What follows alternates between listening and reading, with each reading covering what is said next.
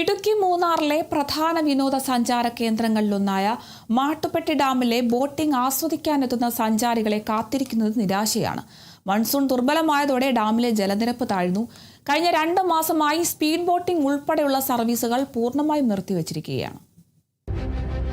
മൂന്നാറിലെത്തുന്ന ആഭ്യന്തര വിദേശ സഞ്ചാരികളുടെ പ്രധാന ആകർഷണ കേന്ദ്രമാണ് മാട്ടുപ്പെട്ടി ഡാം. ഡാമിലെ ബോട്ടിംഗ് ആസ്വദിക്കാനായി ദിവസേന നൂറുകണക്കിന് സഞ്ചാരികളാണ് ഇവിടെ എത്തുന്നത്. എന്നാൽ ഇത്തവണ മൺസൂൺ മഴ കുറവായതോടെ ഡാമിലെ ജലനിരപ്പ് ഗണ്യമായി താഴ്ന്നു. ഇതോടെ കഴിഞ്ഞ 2 മാസമായി സ്പീഡ് ബോട്ടുകളും മറ്റ് മോട്ടോർ ബോട്ടുകളും സർവീസ് നിർത്തിവച്ചിരിക്കുകയാണ്. നിലവിൽ വളരെ പരിമിതമായ രീതിയിൽ പെഡൽ ബോട്ടുകൾ മാത്രമാണ് സഞ്ചാരികൾക്കായി ഒരുക്കിയിട്ടുള്ളത്. എന്നാൽ മാട്ടുപ്പെട്ടിയിലെ പ്രധാന ആകർഷണമായ സ്പീഡ് ബോട്ടിംഗ് ഇല്ലാത്തത് സഞ്ചാരികളെ നിരാശരാക്കുകയാണ്. 2 മാസത്തോളമായി ബോട്ടിംഗ് ഇല്ലാതായിട്ട്.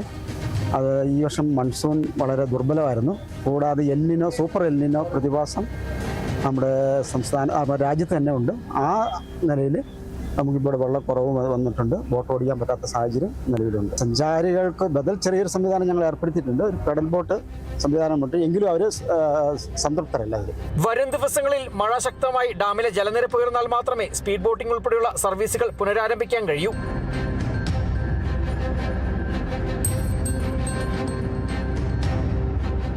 മാട്ടുപ്പെട്ടി ഡാം ആസ്വദിക്കാനെത്തുന്ന സഞ്ചാരികൾ ബോട്ടിംഗ് ഇല്ലാതായതോടെ വളരെ നിരാശയോടെയാണ് മടങ്ങുന്നത്.